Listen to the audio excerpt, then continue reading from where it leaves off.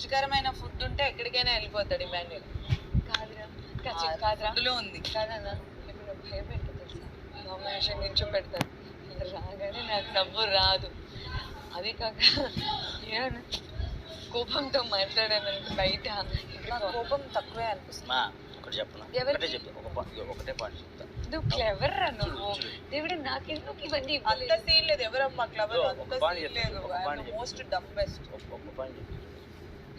ఎప్పుడు నవ్వుతా ఉన్నా కూడా ఇదేంటి రాననే అనుకుంటారు. ఎక్కడ కోప్పడాలి, అక్కడ కోప్పడాలి, ఎక్కడ కోప్పడాలి.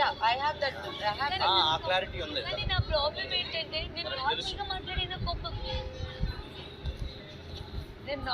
మాట్లాడిన కోపంగానే ఉంటది. అది నాకు పెద్ద మిస్టేక్. నాకు ఫస్ట్ థింగ్, నాకు పాయింట్ ఉంటే తప్ప కోపం రాదు.